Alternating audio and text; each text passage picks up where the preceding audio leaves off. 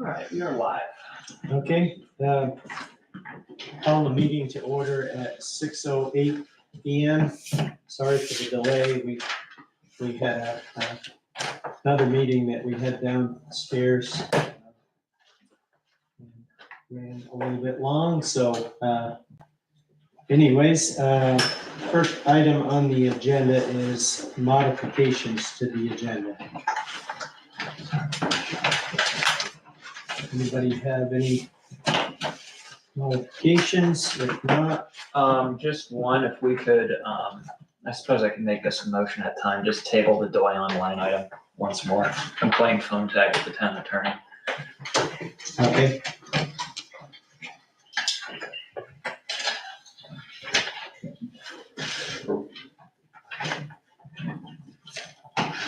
Okay, next up is approval of meeting minutes. We've already done the August 11th meeting, so first up is August 28th.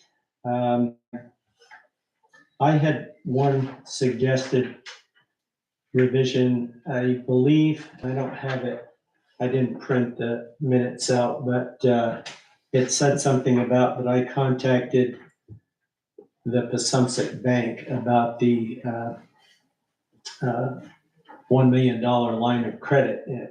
I didn't contact Marcel Lapierre, contacted him, so I would need that revision. Anybody else have any other proposed revisions? I make a motion that we approve the August 28 meeting minutes with the revision just described by Ron. A second. Okay. All those in favor of approving the August 28th meeting as revised, say aye. Aye. Aye. Those opposed? September 10th meeting. I had, I think, 4 proposed revisions, and I apologize, Hannah, that I should look at them when you first send them to me. That way I wouldn't have to bring them up here in the meeting. You'd have them all squared away, but I didn't. The first was just Sean Halsey's name is, I believe, spelled from the signature sheet, sign-in sheet. I believe it's spelled SHAWN instead of SEAN. Oh, yeah. Road Commissioners report, the first bullet talked about the work being done on Madbrook Road. I just wanted to clarify that the work was being done on I-93 over Madbrook Road by a contractor that was working for the Vermont Agency of Transportation. Could you repeat that? It was being done on, An The- I-93 overpass. Yeah. Over Madbrook Road, Over Madbrook Road. as opposed to on Madbrook Road. thank you. And the 5th bullet under the Road Commissioners report, I believe the agreement was to add 2 additional speed limit signs on Old County Road South. Yeah, I think it just says an additional speed limit sign. And the last one is just a typo. The 6th bullet of that report, it says SET instead of SEPT for September.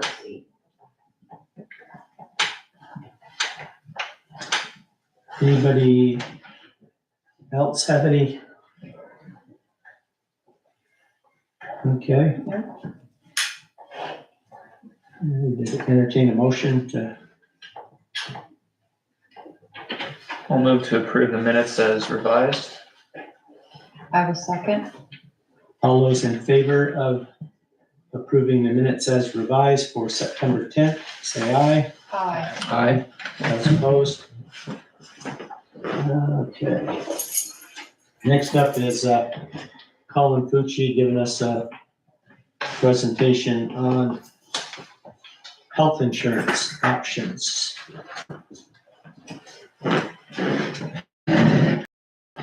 Are we okay with the small printouts, or do you want to put it on the projector on screen? It might be helpful on the screen if you have it, and I have if the audience Yeah, would like to Take 2 read seconds. to along get with it set, us. that'd be great. Sure. You have a little table or chair or something to put it on, or? Yeah, what is it you need to, Projector. okay. Go right off my laptop.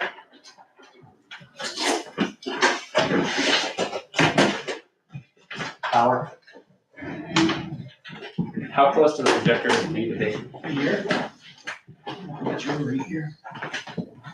How close to the screen does it need to be? No, probably within 5 feet, I'd imagine. Okay, so just like right here, what if we put it right here, would that work? Yeah, if you guys are gonna be able to see it, how do you want to do it? And maybe tilt it just like a little tiny bit.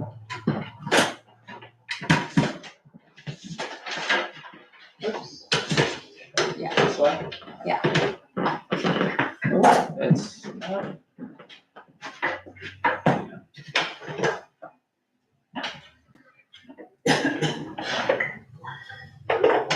Can you move the screen a little southwest, Will? a little, About half a block from there. doesn't seem to want to cooperate. Yes. I have one on the phone. The power center? You get one right there, but I don't know what's, there's one over here. I brought a long extension cord if you need it.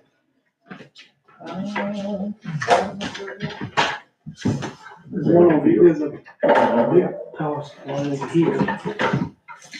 Yeah, there's a gigantic power strip back here. Yeah.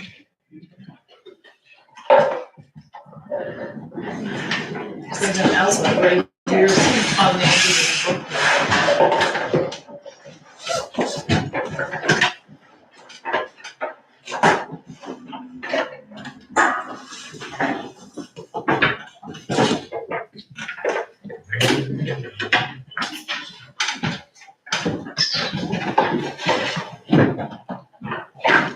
Using my cord, Howard? We can create this on the we just didn't follow up with the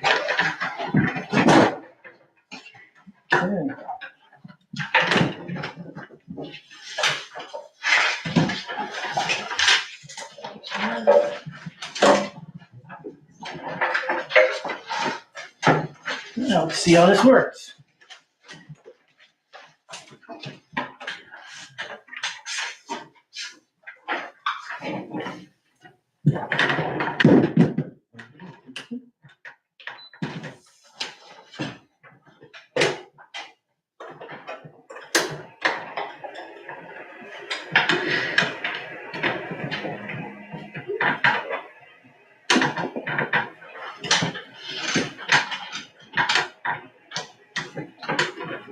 Do we need to do anything with the lights or?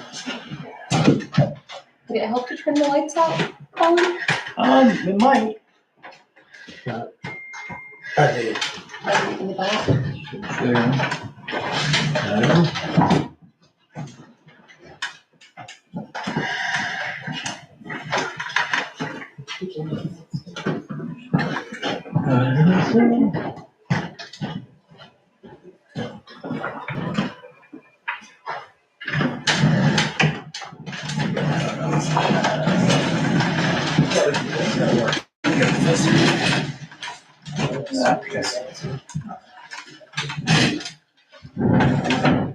Now, Okay. we good? Yeah. Okay. So, let's start off with, where did I put my telephone? Because, there it is. All right, so just a little background, so you all know why I'm in a position to be able to do this. I'm not here in capacity of fire chief. Most people see me as fire chief, and so I just want you to know my background and why I'm qualified to be able to do this. So we moved here in 1997. I worked at St. John's Wort Academy. In 2000, I became the assistant business manager and director of human resources for St. John's Wort Academy. Manage large group, small group health insurance plans. After graduating with my master's program, I moved to Middlebury. I was vice president of Porter Hospital running their pharmaceutical division, worked with PBMs, pharmacy benefit managers, all those types of things for several years. We moved back here in 2008. I worked for Poulos Insurance. I became a benefits consultant for Poulos Insurance. Worked all over New Hampshire, Vermont, small group, large group, voluntary benefits, group benefits, life, health, ADD, short-term, long-term disability, dental, etc. So I've been doing this for well over 25 years. I was the regional manager for Aflac. I ran the state operation for a Fortune 100 company. I had several hundred agents and worked with several brokers and taught people how to do this to grow their own businesses and bring it into their book of business. Today I work for Selectboard Bank and Human Resources. I have downsized my companies to just be myself now. Try to simplify things a little bit for myself, but I still do have several clients in the area that are health insurance clients, group benefit clients, etc. And I also do Medicare supplements for individuals today as well. So just a Reader's Digest version of why I'm in a position to have this conversation with you so you can have some comfort with that. So I was asked to look at options for the town without necessarily cutting benefits to what we currently have, is my understanding, okay? So the key word here this evening is going to be utilization. Utilization is how does somebody use their plan, okay? So currently you have the Blue Cross Blue Shield Platinum plan, and I used the premiums on the left-hand side, so I'll kind of mouse around here. All right, so these are the 2025 current plan premiums for what the town is paying. For that Per month. Per month, those are monthly total, all right? So if I come down here a little bit, all right, you'll see monthly, I've listed out the employee and what their monthly premium is. I did, for comparative purposes, my understanding is Jim is going to a two-person plan from a family plan. So I used the 2025 two-person plan and not the family plan. So you're seeing what actual cost savings, they'll be greater than what's going to show here because you're going from a family to a two-person, but even with him as a two-person last year, I want you to, for 2025 to 2026, I want you to see what the rates would be, all right? So the second column here is the 2026 plan options for Blue Cross Blue Shield, all right? And premiums by single, two-person, employee and children and family, all right? The plan, the Blue Cross Platinum plan, all right, it has a medical out-of-pocket of $1,600 for a single or $3,200 for a family. All right, it also has co-pays built into the plan. All right, prescription drug is separate from the medical. You have a separate medical, separate prescription drug, and the prescription drug is $1,600 per single person or $3,200 for a family. So the single person, you could technically have $3,200 of out-of-pocket exposure, and a family, you could technically have $6,400 of exposure based on utilization. All right. This plan does have copays built into it. The copays don't go towards your out-of-pocket. All right, so you can get nickel and dime on copays all day long. It doesn't go towards your out-of-pocket.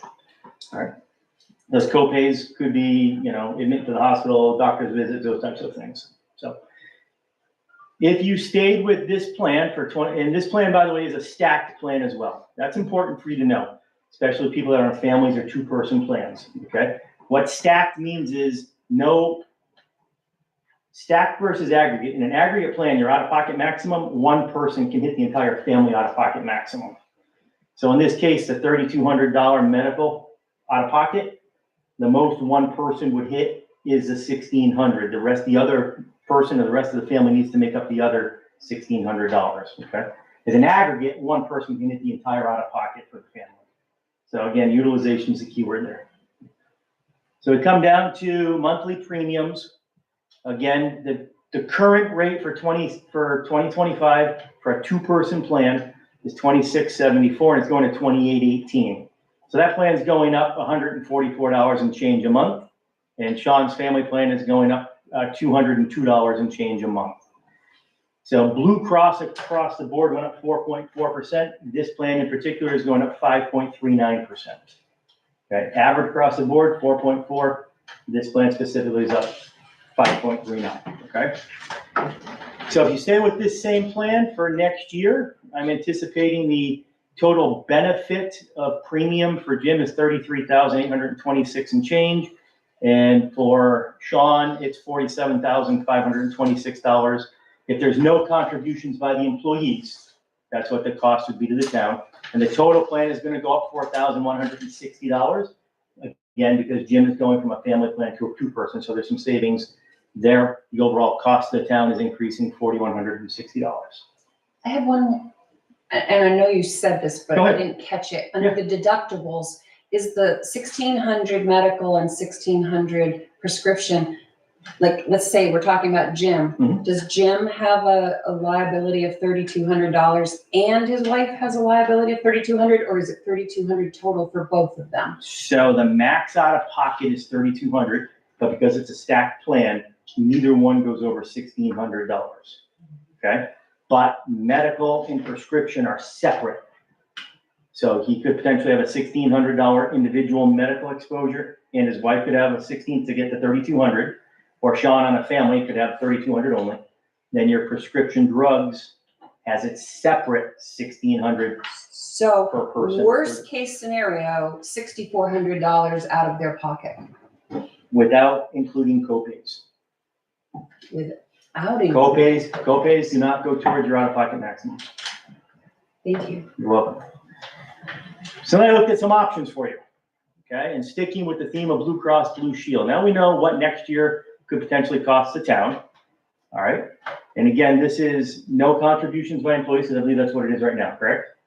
Okay, so I was asked to look at options. So staying with Blue Cross Blue Shield, you could go to the Gold CDHP, which is a high deductible health plan, okay? That plan is an aggregate plan, which means one person can get the entire out-of-pocket for the family. It's not stacked like the other plan. But the out-of-pocket maximum is the same for the family. With this plan, prescription drugs and medical are combined. They're not separate. It's different because you are responsible for all costs up front until you hit $6,400 if you're on a two-person or family plan. So there's no contribution So by it's Blue the Cross. same as the other one. $6,400 is the worst case out of pocket. Correct. Okay, utilization. Remember I said utilization is gonna be the key tonight? Mhm. All right, so on this plan, the gold plan, all right, I pull a muscle in my arm or whatever, and I go to the doctor. And they wanna do x-rays, and they wanna send me to physical therapy, all right? And that total expense comes out to $1,000. Well, I have a $6,400 out-of-pocket exposure, it's gonna cost me $1,000. Whereas if I was on the current plan, it's gonna be copays. Could be a $20, $30, $20, and I think it's $20 and $50 copay on that plan. All right, those copays don't go out towards the out-of-pocket, so it's only costing me $20 versus $1,000. The gold plan, there aren't co-pays? Nope, the gold plan, everything is, you pay up front till you hit on a two-person. So or you get family plan. no benefit until you meet that $6,400? Correct. Okay, so utilization, name of the game. On this plan over here, the gold plan, you have to have surgery. It's a $100,000 surgery. It's gonna cost you $6,400 probably. Okay, Plus whatever co-pays, there are no copays on the gold plan, but on the silver, but on the silver plan, I mean okay. platinum. Yep, so the platinum. On the platinum plan, you could have deductibles and then co-insurances go towards your deductibles to hit your six. Again, it would be on the medical side only, so in that case, you're gonna stop at $3,200. Does that make sense? All right, so now you guys are currently funding $4,000 towards the out-of-pocket, correct? Yes. Okay, so in this case, when I come over here, the monthly premium to your current 2025 rates decreases from $6,400 to $5,722. So you're gonna save about $1,056 a month in premium if you went to this plan. On an annual basis, you're gonna save $8,500. All right, so now the town is saving money. What can you do? All right, because Bump you up that 4,000. bump up to 4,000, or you'll see I'm giving you options to bring in a voluntary product through Colonial. Colonial is accident plans, cancer plans, critical illness plans, hospital confinement plans that you could provide that to the employee at no cost to the employee. It's very affordable and inexpensive. And then they break their arm, they twist their ankle, they have a heart attack, you know, it's a $10,000 lump sum, have a heart attack, you're gonna get 10 grand, you just covered your out of pocket. Okay, and it's paid to them, you guys can still pay your 6,000, whatever number you come up with, but it's paid directly to the employee to use however they need to for additional out of pockets. Maybe they have to go to Dartmouth for medical and mileage and all these other things taking place. So that's an option that I've provided for you. So then I go to MVP. All right, MVP, the platinum plan is a standard plan. It's the same whether you buy it through Blue or MVP, it's the same plan. Okay. 1632 RX is a stack plan, it's identical, okay? Where you're gonna see the savings here is your monthly premium would drop by $582.78. For your annual premium is going to drop almost $7,000, $6,993. Same plan, just by going to MVP, you'll save $7,000 a year. Same exact plan, Same plan, different, not larger co-pays or anything like that. same plan. Okay, and then what I did is I did an MVP Gold to compare the Blue Cross Gold compared to the MVP plan Gold, okay? Again, you can see here, this one right here, 3,200, 6,400. Again, you pay everything up front, so you get $6,400 for a family, or a two-person. Same as this one. The premiums on a monthly basis are $1,267 less. On an annual basis, it's $15,215 less expensive. So if we bumped up what's that thing that we give that's 4,000 health savings? So I don't, Health reimbursement. I'm not sure if you have an HRA or an HSA, so I want to talk about that. HRA. Health reimbursement. So an HRA is managed, okay? Yeah. How an HRA works is the town owns the health reimbursement and all the money in it. Okay. If there's utilization, the town contributes. They provide a receipt, we provide payment. Correct. Okay. However, if utilization is only $2,000 for the year, the town's only gonna provide $2,000 in benefit, Right, all right? And you're paying a third-party company to manage that HRA for you. Or an HSA is a health savings account, it's owned by the employee. All right, so if you're funding the HSA, you're giving the employee that money, they own it, they do whatever they want with it, it's theirs, they wanna go cash it in and pay the penalty if they're not of age, they can do that. yeah, that's not what we All right. have. So I believe what you have based on is an HRA, health reimbursement account. Yes. We could find a TPA through MVP. Health Equity is now, Blue Cross is going over to that. Yeah, the Blue Cross is going. Health Equity, Yeah. The maximum cash out of Jim's pocket right now with the current plan, $6,400 a year. No, No, what is the maximum 6,400 plus copays. plus co-pays? I cannot tell you, copays is based on utilization. Moving to the gold plan under MVP, Jim's maximum out-of-pocket cost per year, $6,400. Blue Cross or MVP, same plan, $6,400. And we could save 15 grand a year over what we currently have, which means if we bumped up the 4,000 to 6,400, there would be no cost out of their pocket. We'd still save a whole lot of money. Correct. The And only it other can't thing- go over that amount. It can't go over 6,400. Nope. And you could provide an accident, a cancer, or critical illness plan, which is gonna more than take care of that out of pocket for them. Okay, I've got 20 some odd thousand participants that have these plans. The other piece, full disclosure, is I would charge a PEPM, a per employee per month of $40 to manage the plan for you. Okay, so that's $80 times 12 months, about $960. Okay. So that would be I put that in here for you. So normally I would charge $43.50. All right. So I would reduce that because I would ask that the town also allow me to broker your dental plan and your group disability, your short-term and long-term disability. I reviewed those plans. I have some concerns on your disability policy. All right. And those carriers would pay me a commission directly. All right. Blue Cross or MVP does not pay the commission, so I have to bill that as a per employee per month. All right. So I'd like to round out review the whole benefits plan for you, have one-stop shop. You have enrollments, changes, those things, it all comes to me and I process it for you. Anyone have any questions other than me? Because I have one more, but Go for it. well, maybe. No, not yet. Today's plan versus the cheaper MVP gold plan, any difference at all? The platinum Links? plan versus the Yeah. MVP gold plan? Yes, I mean, you told me 6,400 maximum, worst case scenario, plus copays. The other one, 6,400 maximum, no copays. Why does the gold plan sound better than the platinum plan? So What else is let's different? change that a little bit, okay? On the platinum plan, Blue Cross is paying more upfront dollars.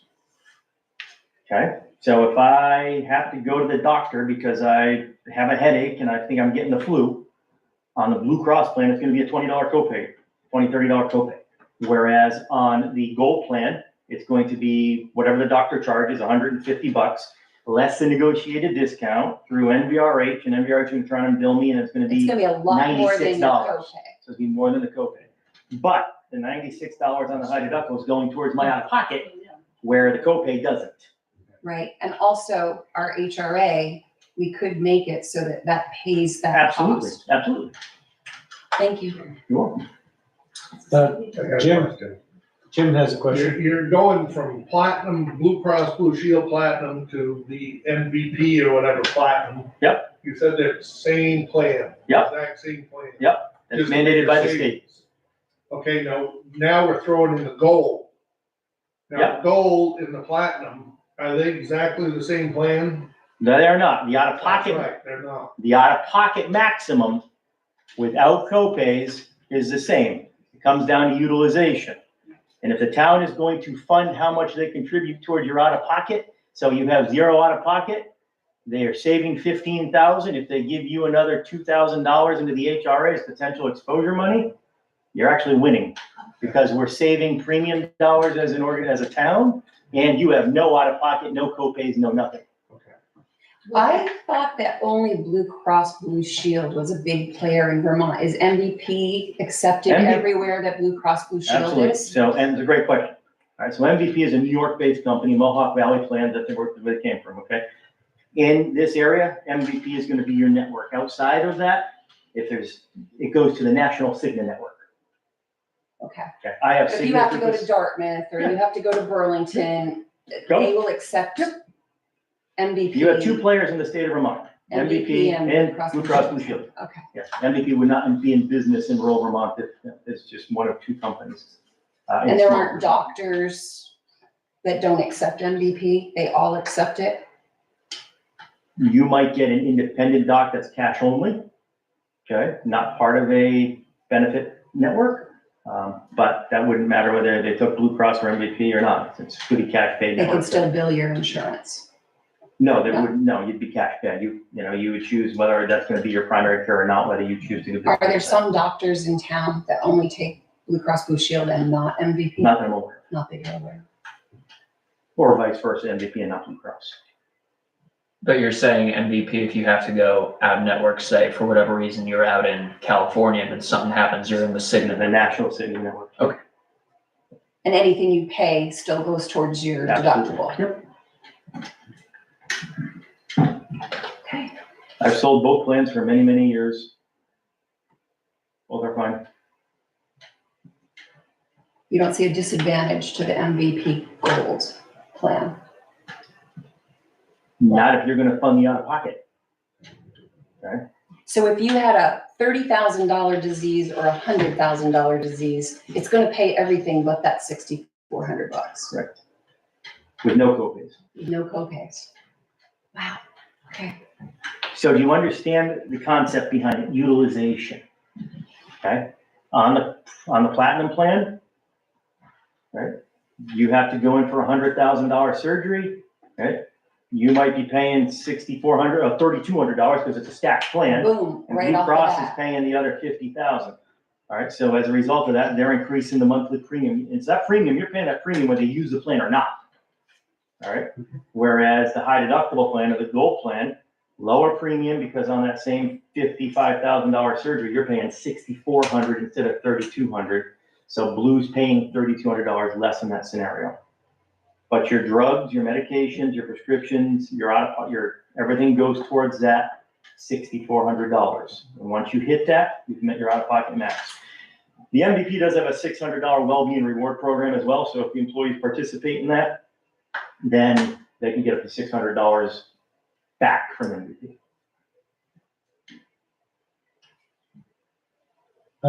Christina?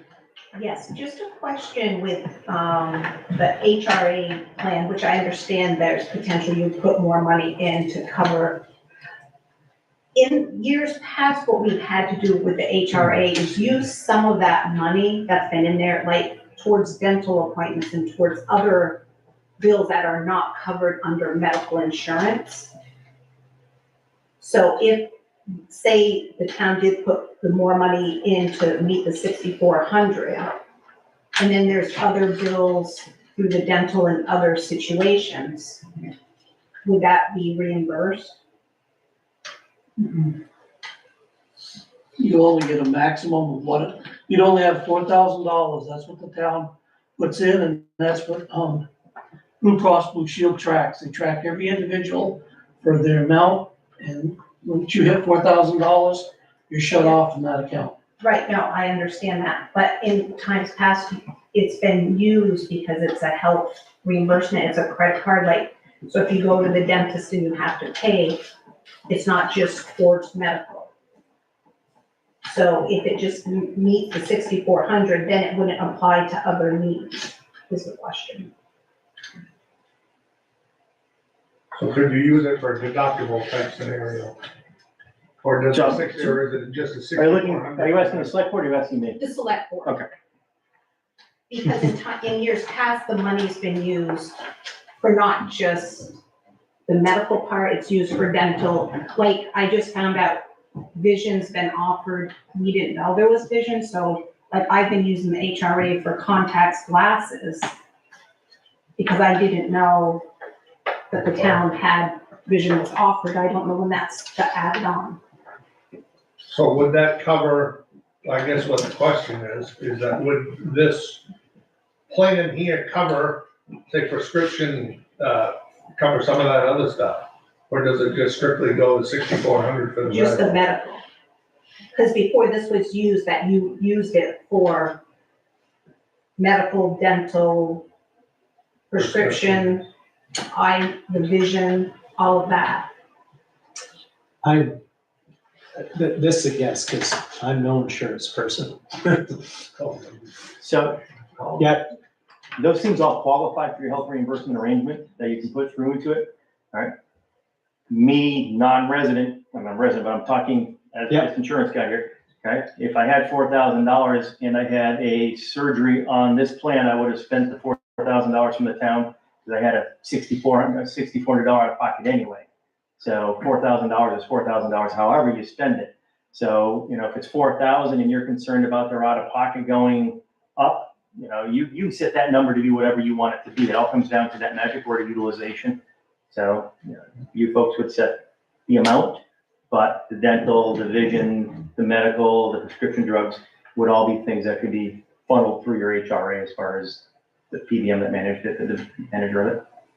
so if the board decided to bump up the HRA to 6,400, and the employee spent 6,400 because they had a $100,000 surgery, then there wouldn't be anything left for vision, dental, co-pays. But Correct, depending what plan they're on, okay? Because There wouldn't be co-pays on. the current plan stops at 3,200 for medical. So if they have a surgery for $100,000, oh, yeah, I the get you. deductible is $3,200. All right, well, actually, it would, for a single person, only be $1,600 because it's a stacked plan. All right, so I'm on the platinum plan, it's a stacked plan. I have a $100,000 surgery. My deductible out of pocket is gonna be $1,600. The plan's gonna pay everything after that. The HRA is gonna have to pay $1,600. Then it's up to the family or my spouse, et cetera, to make up the difference. But that same scenario with the gold MVP is it would be $3,200. It'd be 64 because it's an aggregate plan, it's not a stacked plan. Oh, so you can't just do the one person? Only if I was on a single person plan. That's the difference between a stacked and an aggregate. Okay, so the difference could be So in that case, it 1,600 could be compared to 60. 6,400. So if I'm on the aggregate, either plan, blue or MVP gold plan, and a $100,000 surgery, it's gonna cost you $6,400. Then after that, for the rest of the year, everything's covered. But then again, but it wouldn't cover what you Vision were. and dental and. Yeah. We've never like gone over the 4,000, because at one time it was 5,000, and then a few years ago, they changed it to, and they took out 1,000. So that 4,000 has always covered the whole family, dental, vision, medical, and we've never had an issue going over that. Okay. Yeah, so, yeah, I guess, yeah, whatever the HRA, whatever the decision is made to put into the HRA, you can use it for whatever you want, but once you go over that, then the employee has If to. you use up Pick up. $6,400, then you have no more money in the pool, so. Okay. The market's Marcel, empty. can employees do a contribution as well? Not into To the the HRA. Okay, because I can. through the Yes, you state. have it. HSA, No, mine's HRA. is it? Oh, okay. Well, so this is health equity now, so I'd have to talk with them. Alright, Any other, So my situation, okay, my employer contributes towards the HRA, okay? And I also can contribute to the HSA, they're very similar to what you're saying here. If you have a high deductible It plan, you has to can be a still, qualifying high deductible plan. which this is, you could have your own HSA. That's what I had for all those years, was an HSA. So I have a $13,500 out-of-pocket max. I pay $6,000 a year in premium, and I got a $13,500 out-of-pocket. The bank funds 6,000 of that 13,500 for me through an But if HRA. you don't use it, you carry it every year. Well, then I have my HSA, which I'm eligible to contribute to as well. And the HSA is what rolls over, it's not use it or lose it.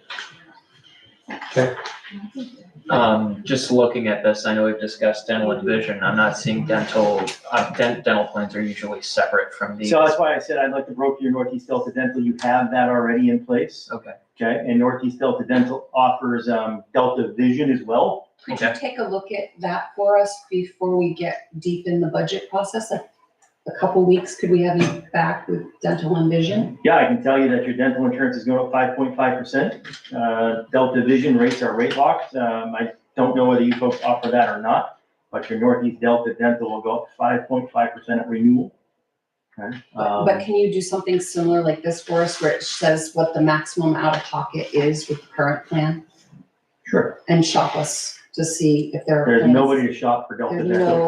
no, so it's just that, it is what it is. You can go That's it. to, so Aflac has a dental plan, Colonial has a dental plan.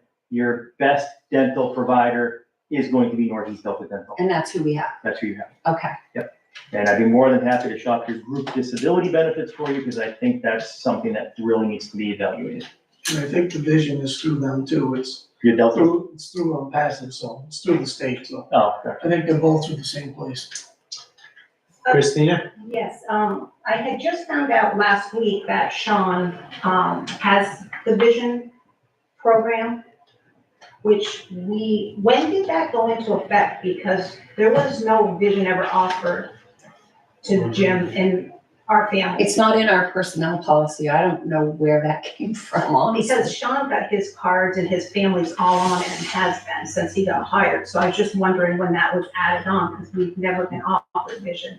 And that's a big part of what we pay towards using the HRA is for the vision part. So if someone could just find out when that was added, because we weren't notified. You don't know, do you, Marcel? I don't know, I know when Sean came in, it was part of the package that they told me from the state, so I just applied it. Yeah, Oh, so I it guess might- we'd have to find out. It might be part of no, that would be the retirement plan, never mind. There's something somewhere that they put vision in at one time. It's through the state and through, DLCT. Could we just get information on that? Yeah, Yeah, we can try to find out. Yeah, Heather would be the one to ask, you said, Marcel? Probably me, so. Yep. Okay. All right, yeah, we'll find out, because, we'll yeah, make sure I have it what- again. I don't think any of the board, I don't think we know. Yeah. So find out and get back to you. Okay, You had mentioned something about a supplement with Colonial for Yep, something? so, I don't know if we would flush that out. so I've sold Aflac and I've sold Colonial over the years. Both are phenomenal companies to work with. Most recently, most of my work has been with Colonial. So Colonial, I had them quote out for you folks, an accident plan, a critical illness plan, a hospital confinement plan, some guaranteed issue life insurance products as well. All right, and so just a real quick accident plan: burns, cuts, lacerations, broken bones, torn tendons, torn ligaments, car accidents, surgical procedures, x-rays. All right, something happens to you as a result of an accident, there's gonna be a whole schedule of benefits, and it pays you directly. It's your money to do what you want with. Critical illness, think heart attack, think stroke, end-stage renal. With the critical illness, we put a lump sum cancer policy into that as well. You're diagnosed with internal cancer, you can choose the lump sum benefit amount you want. I believe we quoted this at $10,000. Hospital confinement is going to pay you for being confined to the hospital. It's going to pay you for every day that you're in the hospital. I did not do disability on this because you already have the group disability products. All right, but this can happen. These can benefit people in a lot of ways. Maybe an employer doesn't offer short-term, long-term disability, so we can get it voluntarily for the employees where the employees pay for it. All right, life insurance. These are guaranteed issue, individual, whole life term products. Your life through the town is great, but if you're no longer employed at the town, life insurance is not going to be with you. So owning your own life insurance is a great option. They offer a voluntary guaranteed issue product. Guaranteed issue is important because not everybody is insurable. All right. So I'll give you an idea on premiums. There's some freebies they throw in, legal things. All right, so this is the accident plan issued up to age 80. Has on and off the job coverage. It's got a well-being assistance benefit of $50. That's you go to the doctor for your annual physical. For a two-person plan at $7.75 a week. But this isn't something that we're currently offering. Nope, but this would be a way to fill in the exposures. Okay, so you guys are very generous at the fact that you're looking to fund the HRA to take care of the out-of-pocket. Okay. If you chose not to do that and pass that cost along to the employee, you could buy an employee an accident plan for $30 a month, $40 a month to cover their entire family. And they have an accident, they put into Colonial for their claim and they get all the benefits from Colonial. All right. So that's the accident plan, shows you what the premiums are. It's, so then critical illness. This does have a subsequent cancer benefit of $10,000. So I'm in this age bracket right here. If I have a heart attack tonight, okay, and I'm on a single person plan at $6.23 a week. I have a heart attack tonight, stroke tonight, I'm gonna get $10,000. That more than covered my $6,400 out of pocket on the high deductible plan for my family. And I still have $3,600 out of that 10 grand.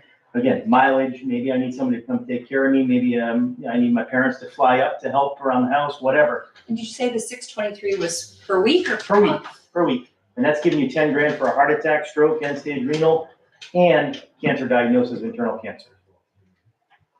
Life insurance, 20-year term policy, non-tobacco rates. Somebody's age 45 years old, 25 grand is $4.20 a week. It's guaranteed issue. Whole life, you think final expense type stuff.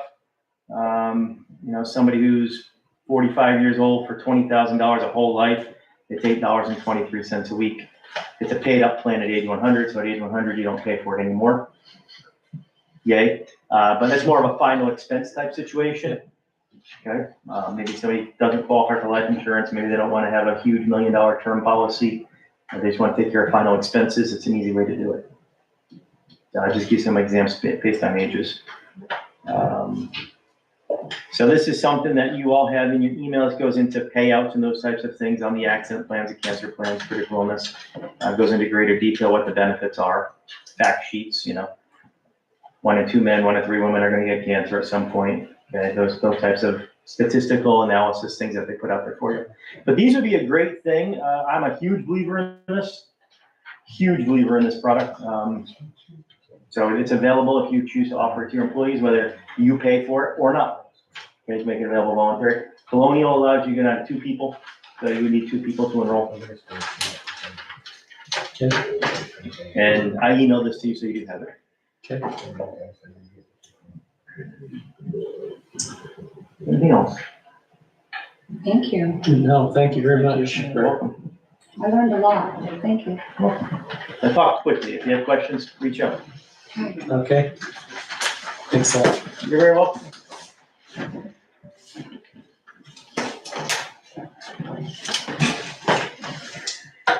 Okay. Next up, zoning update. Okay. Yeah, I'm hiding back here. Yeah, How's it going? So just an update. So right now, this time last year, we're ahead permit-wise, 17 permits. Certificates of compliance were up about 24 from last year, same time.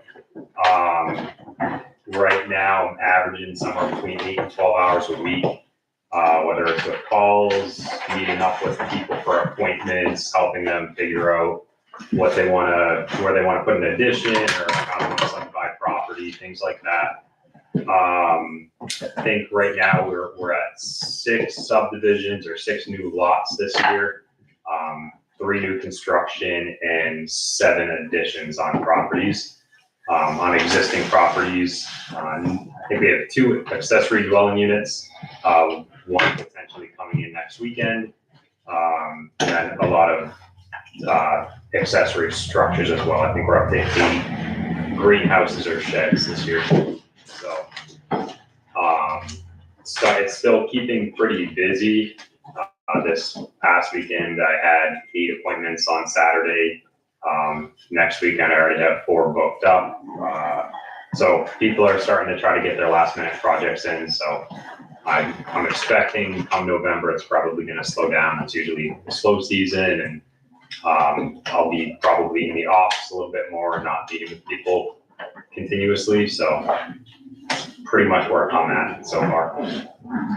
what days are you, if you do have time to be in the office, when are you there? I try to block out Saturdays for that, between 8 and noon. Okay. But when I first started, I think I had mentioned we had 600 plus emails to catch up on. So when I was catching up, I was starting to make appointments pretty far out for people. So for the first couple of months, I was just meeting with people and listening to the projects that they had previously emailed in about. So I'm pretty much caught up on everything right now, but we do still have a decent amount of people that want to meet either outside of my full-time job or on the weekend. So I try to do between 4 and 7 p.m. on weekdays, and then I try to be pretty flexible on weekends because I know sometimes people are busy Saturday and Sunday's easier for them, or people need to meet Saturday at 6 p.m. because they have plans all day. So I try to keep the 8 to noon hours, but I'm usually extended outside of that as well. Okay. I have a question. Yes. Okay.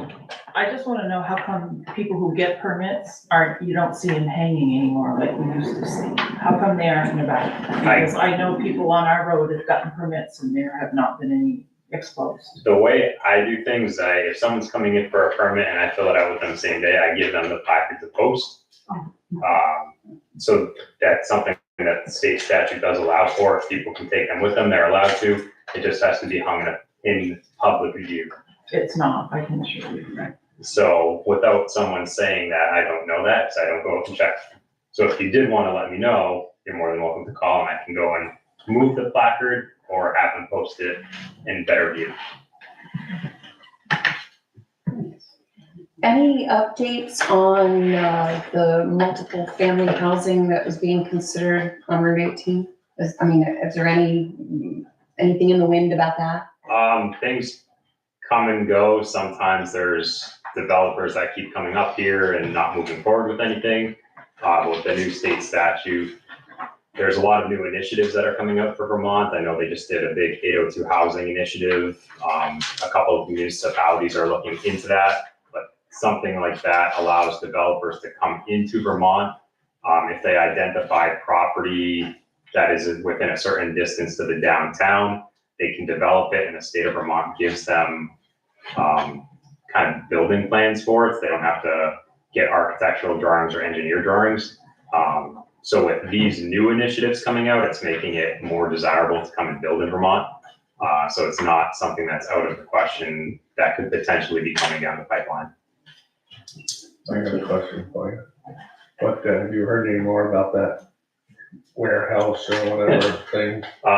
No, I mean, it's still something that's in their pipeline, but we haven't really heard too much about it within the past month.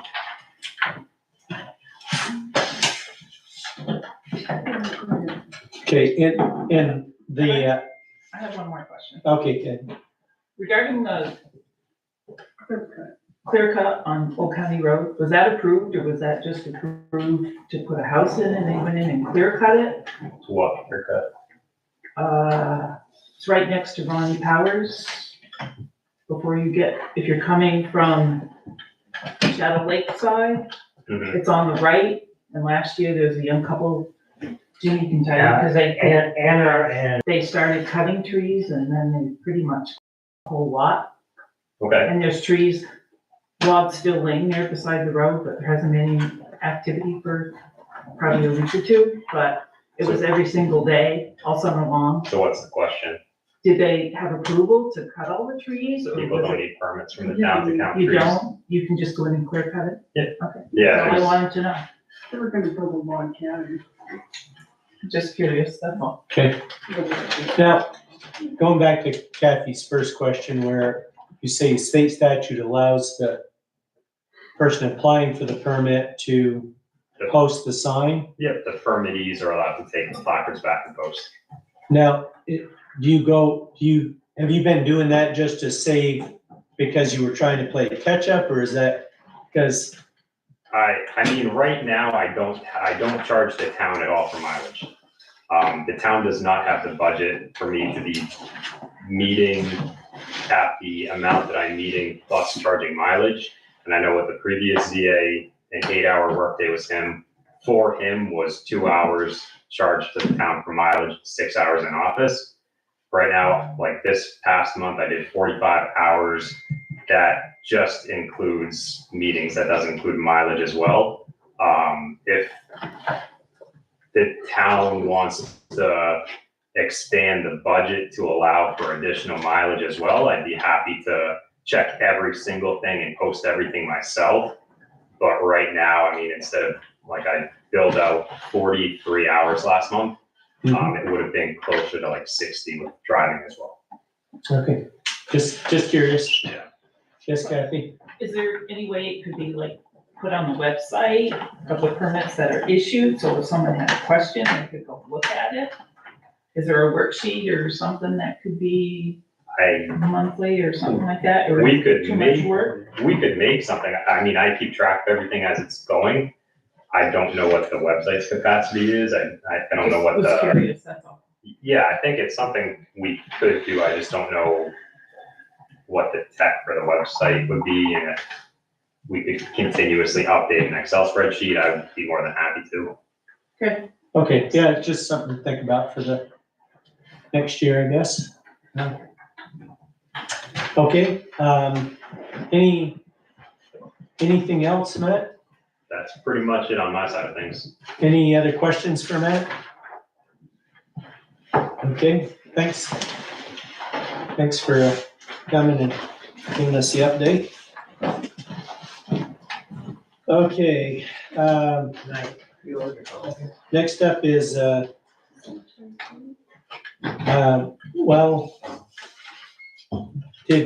We tabled the Joy on the Lake. well, I don't know if we need to make that motion, on the agenda item, or if we can just do it ahead of time. Essentially, Tim, I saw you walk in after we did modifications. I'm playing phone tag with the town attorney, so I just need more time. I'm sorry. But I'm working on it, I promise. Okay, Thank you. all right, cemetery deeds. There are 3. One for Arlene and Paul Donovan, Andrea Deneen, and Lisa, pardon if I butcher the name, Gutro, I don't know, Gutro. Just selling cemetery lots. Any discussion on these? If not, well, I would think. Do you entertain a motion to Yeah. approve the sale? Is it just 3 lots? It Or are there is, multiple lots on each? the first one, let's see, it is a lot number 17A, 8 feet by 10 feet in the Lower Waterford Cemetery. The Andrea Deneen is lot number 39, 3 by 10, section B in the Riverside Cemetery. And Lisa Gutro, lot number 73 by 10, section B in the Riverside Cemetery. So 3 lots. I make a motion that we approve the 3 cemetery deeds. Second? Okay, any discussion? If not, all those in favor say aye. Aye. Those opposed? Okay, interested, maybe you guys can sign them while I try to move along. Okay. I just have that kind of jogged my memory. I just want to let the select board know the planning commission is also working on, some sort of a bylaw or some sort of they want to come up with either a bylaw or an ordinance on green burials, because they're becoming way more common in state now. We've had 3 in the past 2 months in Waterford. And what's a green burial? People just burying their bodies in their backyards. And that's legal in the state? yeah, it's legal in the state. It was regulated by the state at one point, but currently there's not too much guidance at the state level of where and how you can do a green burial. So the concern is that people might be burying too close to water sources or near septic tanks, and the potential of some leaching into those utilities. So the planning commission is working on some sort of language that can help guide people where they can do their green burials. So. Okay, any idea when? They were talking, we talked about it at the last planning commission meeting last month.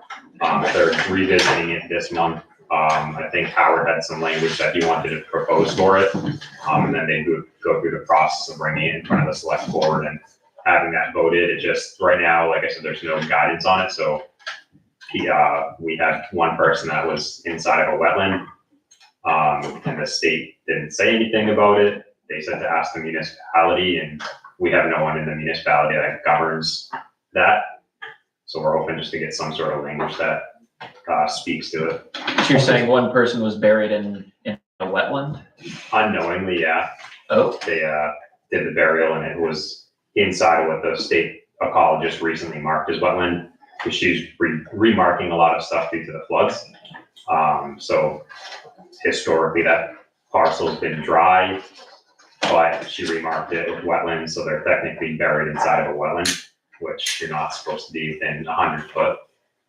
Without giving up too much personal information, whereabouts in town was this? About a mile down the road.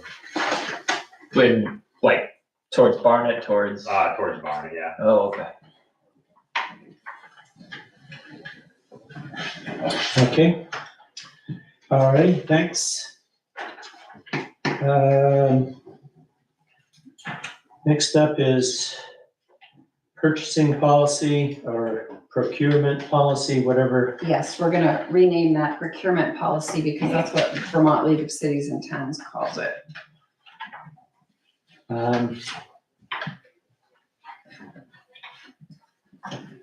Do you wanna go through the blanks that we filled in and see if everyone agrees? How do you wanna do it?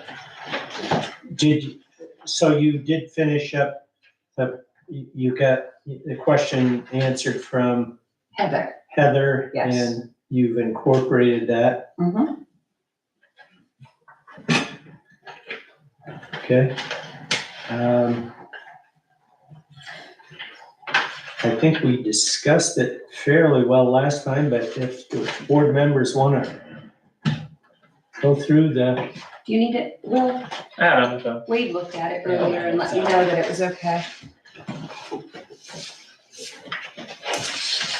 Yeah, this looks basically like we discussed last time. Yeah, and I actually tried to make the federal fund section match the regular sections. So a small or a minor purchase is up to 5,000, 5,000 to 25,000 is a minor, or whatever it's called on the federal side, and then large purchases over 25,000 have to do seal bid. I guess my only question, perhaps this is just a memory jog, but under the federal grant stuff, the micro purchases of up to 5,000. Yes. With the exception of the Davis Beacon purchases below. 2,000.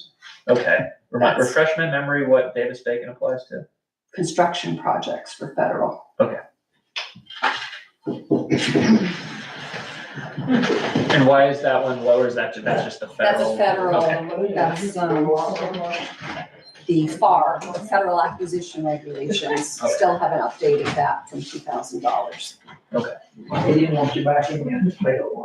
And then the section that we added that Vermont League of Cities and Towns did not have, and we lost Colin, he would have been interested in this, was he's allowed to do fundraising and has some discretionary use of funds that he's able to raise. So let me read that section for everybody.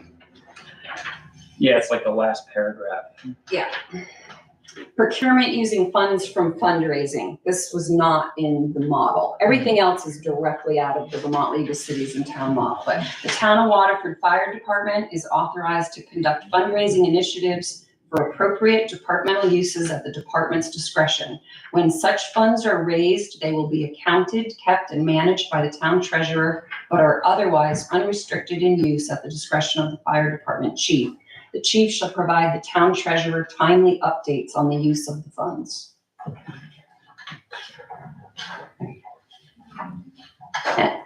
The end. And Deb printed us out one, but I would rather sign mine because that's dual-sided and it's gonna be hard for her to copy that, whereas this is one-sided and it will be easy for her to copy. okay, So, if, do we need to make a motion? I can't because I wrote it, I worked on it.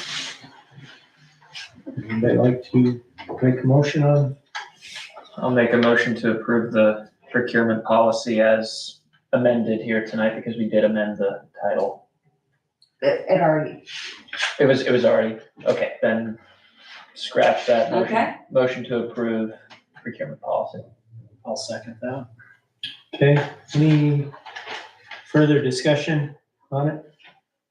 If not, all those in favor signify by saying aye. aye. Aye. Those opposed? Okay, We'll sign this one. next up, bid openings for town garage renovations. Unfortunately, none were received. So we need to do something different. So we have the option of contacting contractors ourselves and asking if they're interested in receiving the request for procurement. We did that years ago, 3-4 years ago, we did that for the mowing contract. We contacted 3 or 4 mowing services and asked if they would be interested in providing us a bid. We sent out bids to those that said yes. So we could proactively try to shop this to some contractors out there. Okay. Because maybe they didn't see wherever we announced it. Yeah, we just advertised it in the Caledonia. And Vermont League of Cities and Towns. Oh, okay. Okay. Just wondering if we've totally thrown out the idea of a new town garage. We have not, but we have a rough idea from, I think we got I don't have it in front of me, but Barton, was it Barton? Well- Sean Hallisey's the one that brought us. yeah, Sean Halsey, but it was from, and I talked with the guy too, now I don't remember, but it was the architectural firm. I believe they're in St. J, and I can't think of the name. But I talked with him because some of the information that Sean provided to us, I think decimal point was in the wrong place on something, because it didn't calculate. It had a per square foot cost, and I think it was off by a factor of 10. So instead of, I guess, that's why I called the architect to clarify, because he told me where he got it, and I just don't have it in front of, well, I might have it in front of me in a stack of paper, but you don't want me looking for it. But it came to in the ballpark of $1.4 million to build a new one. What the same size as the current, the same footprint as the current one. And I believe our intent was we were trying to get prices for the renovation to compare them to what a new one would be, and say, well, okay, let's say it's $200,000 for the renovations, 1.4, then we decide. But, I'm not saying which way we decide, but if it was $800,000 for the renovations and 1.4 for a new one, then, it's like, might be a different outcome. So, no, we haven't thrown that out, the idea of a new one. We were just trying to find out, a cost of doing the renovations, because we weren't sure with, taxes and stuff that the residents would support building a new structure. But anyways,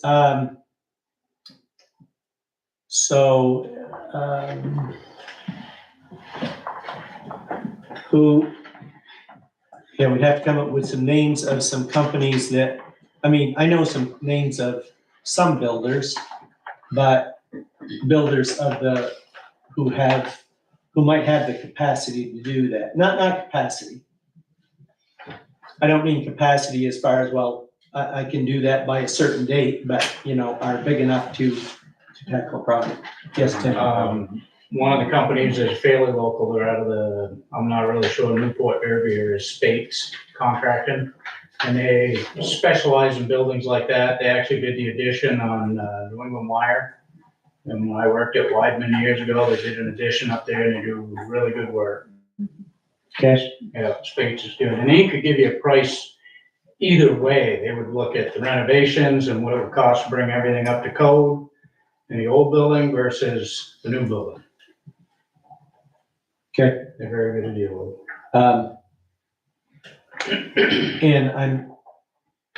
And we probably could find out names of other companies from some of the towns that have done it. Barton, I don't know, maybe Space did Barton's, I don't know. I almost think they did. Did you go up and look at that? Did you ever? No, I didn't. They had an open house here a little while ago. Yeah, I saw it in the It's a nice Chronicle. show. They did the Barnett School as well. I think they did the Granite Highway. Yeah. They covered I it. think they did the Granite Highway as well. They done a lot of them. And then good company. Yeah. Okay, I have a question. yes, Now, with this, in this renovation project that you let out to bid, I remember reading something about there was, we weren't sure about the bathroom thing or what. Because I've been looking at that myself a lot, and I don't really see how it's feasible nor is it gonna be, we're gonna have room constraints as far as trying to put it in the office. I think we'd be a lot better off putting it, we'll make modifications to that out there. Whether we turn the toilet and have a side door coming out, I think it would be a lot cheaper in the end, to renovate that existing one where it is versus having to redo all the electrical and take up 3/4 of the office and there's gonna be a lot of expense associated with that. Cause I was looking at all the air lines and electrical and all the stuff that's in that wall that you'd have to put an access door in. There'd be an awful lot of changes that would have to take place there and it would be expensive. yeah, I don't, it was our thought that there wasn't room in that other one to I get, think if you turn the toilet on sideways, take the sink out of there and reposition the sink, move the compressor over, you could have a door coming in the side of that. You wouldn't have, you'd have your 60 inches. okay, maybe, yeah, I was looking at it the other day. okay. Good thought, so, Suki, maybe you and I can, Yeah, we could go down there, my recollection, and I could be wrong, was that it was 50, there was only 52 inches, like,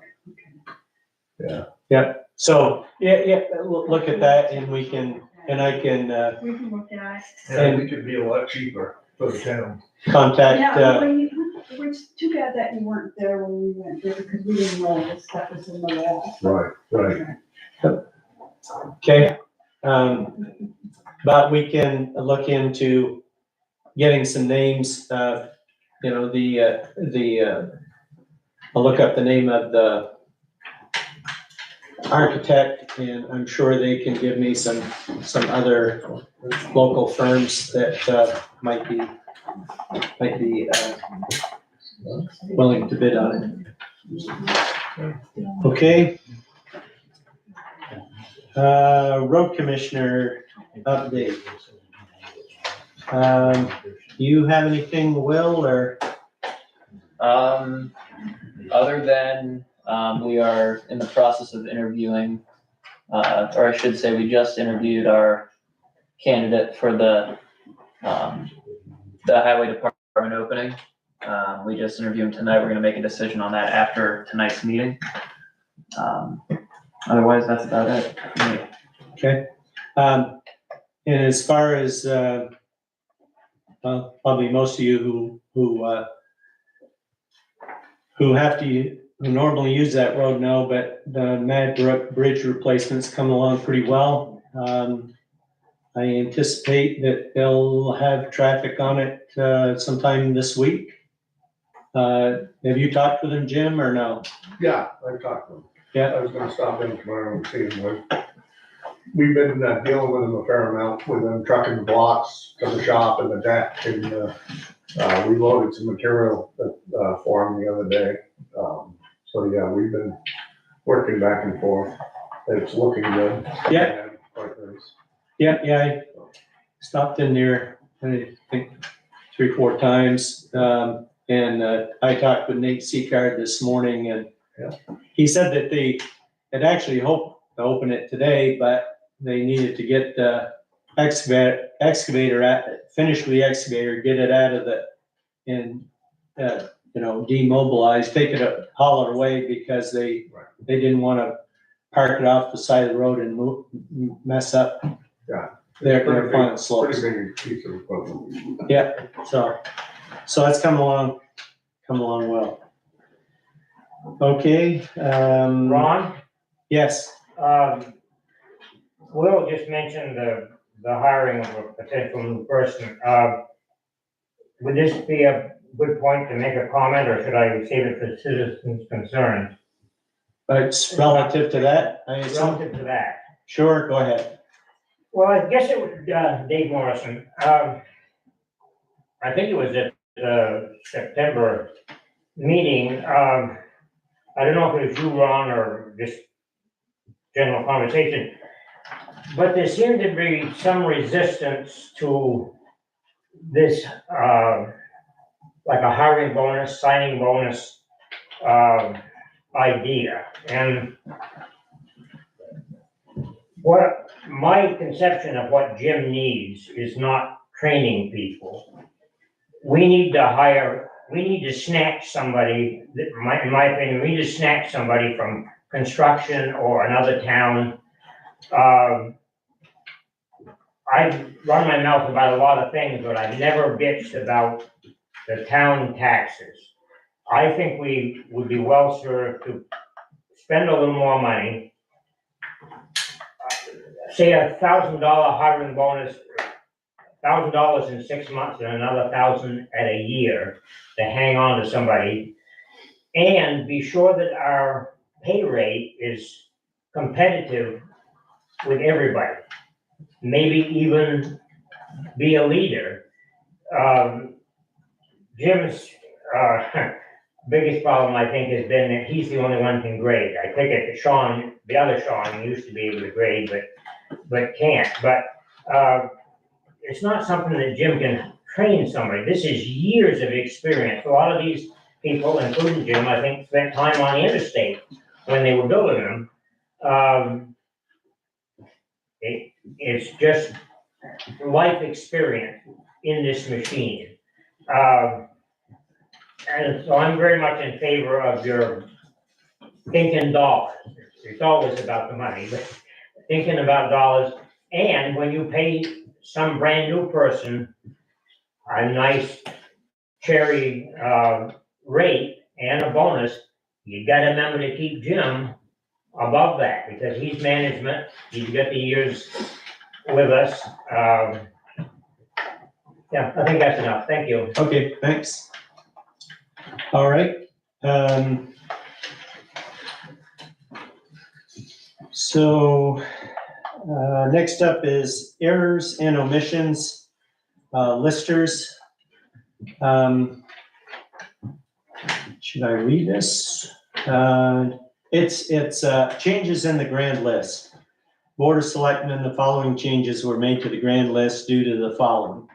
At the time we filed our grand list, the state had not fixed a value on this parcel. We took the previous year's appraisal done by Sansucci Associates, and that was what the tax bill represented. We have made the adjustment as of 7/8/25 update, as of the 7/8/25 update sent by the state. The parcel ID is 928. The owner is Velco. The previous value was $533,000, $533,200. The new value is $149,100. I hadn't looked at it when it first came to me, and when I was looking at it this morning or last night, I was kind of shocked. And so I called Mike Keach this morning, and he said that he doesn't really know why the state valued it at that. But a lot of the utilities have gone down with this appraiser or whatever that the state used. He said, and it's happened in other communities, although he said St. J is made out pretty well. So, you know, he said he thinks that we are stuck with that, but So it was appealed by the owner and the state reduced it to I don't know. 20%? No, that's the state now decides all utilities. We have no say Oh, in utilities. oh. So when they- Great River Hydro then. Yeah, well, they aren't into hydro, but they are into the utilities. And they're the ones that tell us what the value is. Yeah, so, Okay. so it's unfortunate. I asked him if it did affect Great River Hydro, the agreement that was made, and No, he said no. they gave blessing on that, so. Yeah, okay, but I guess we need to, well, she said, select board, please sign and return, so I guess we need to sort of approve it or accept it, or Make a whatever we do. Make a motion to approve this, E&O. Okay, I second. all those in favor say aye. Aye. Aye. Those opposed? Okay, next up, schedule performance reviews.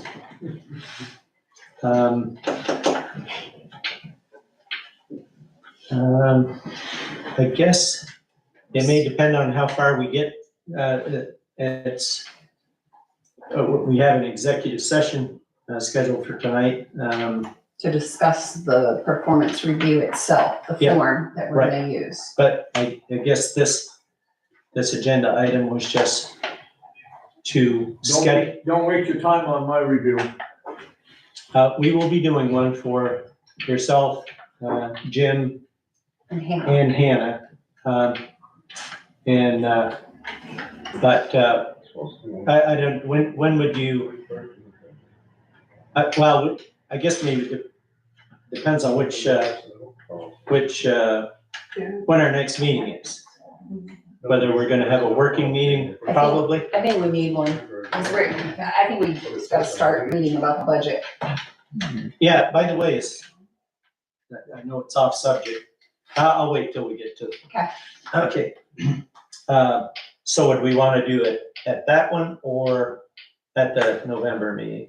How would these look? Would this be, we have a meeting and then we pull in like, one executive session after another for X amount of time? Okay.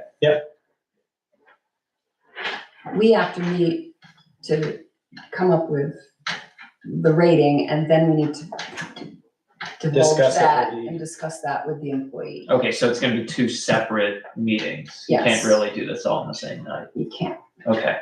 Right.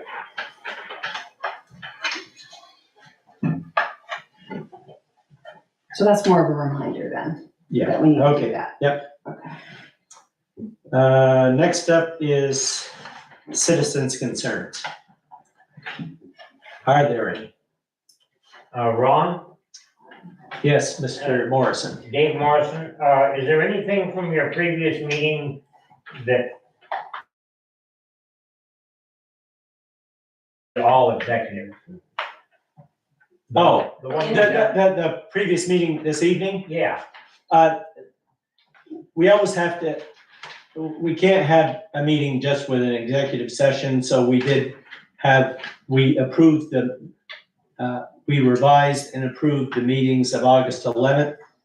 And then we went into executive session to interview the candidate for highway department position. oh, okay, And thank then you. we recessed that meeting so that we could come to this one.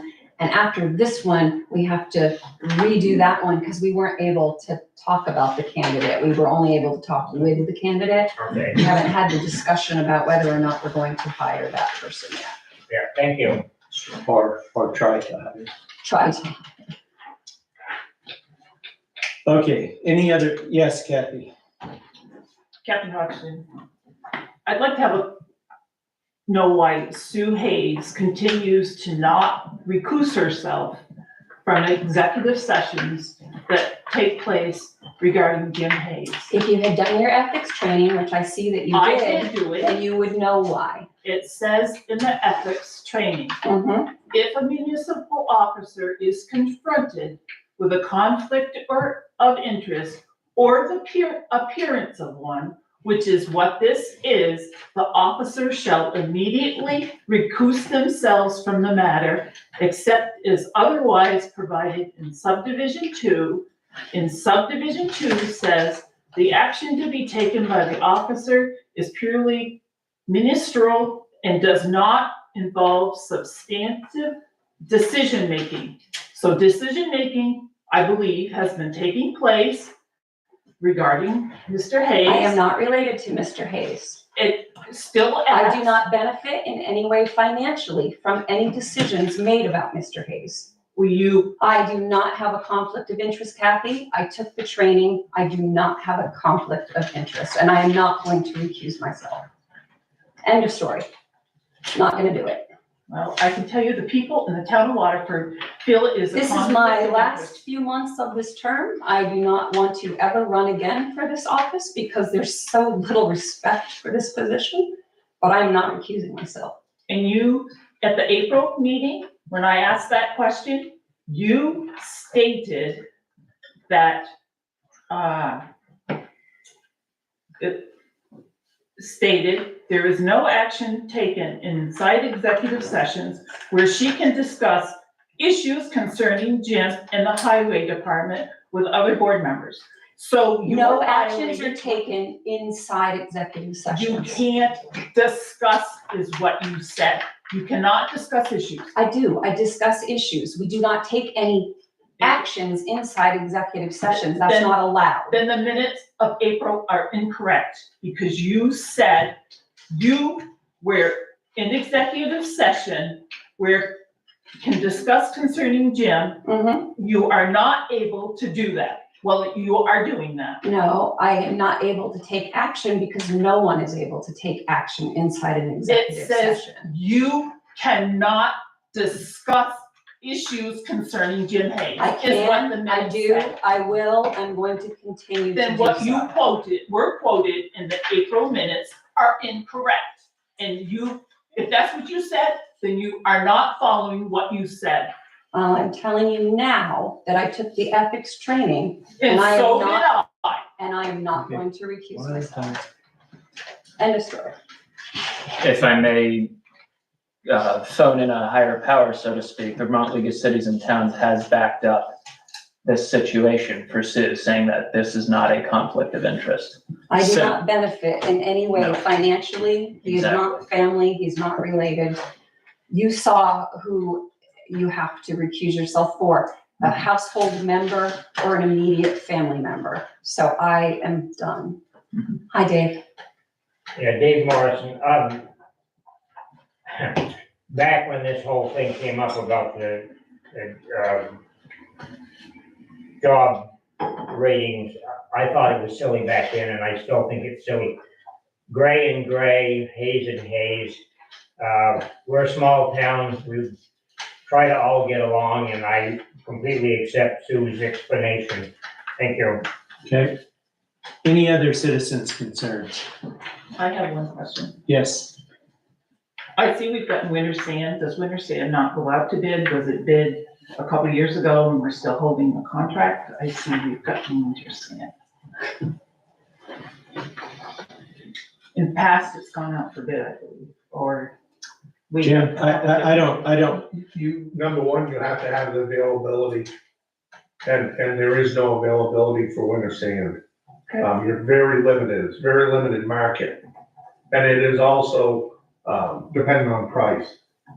So what we've been forced to do, you've got Zhang, you've got Calkins, which just got sold, so they're kind of deciding what they're gonna do. You've got Bickford, which is way up the other side of Lindenville, so not cost effective. Simpson. Yeah. Simpson and Linville. Yeah, way up the other end. Okay, I just, yeah. So you're very limited as far as what you can do. And this year, we're getting it out of Zhang. We did find some pretty decent material in there. It's still got a tremendous amount of silt. I'm not crazy about it. But like I said, if there were other options, we'd investigate them, but we're very Yeah. limited. well, if it is, yeah, I guess we probably do need to look at it to make sure that it's you know, in the future, if it doesn't meet the procurement policy, it doesn't matter. If we have bids on it, then, you know, if somebody's too far away or, then it might, you know, yeah, I guess we would have to figure in. And it also. You haul it yourself, right? Yeah. Yeah. Yeah, It's so, also under the $25,000.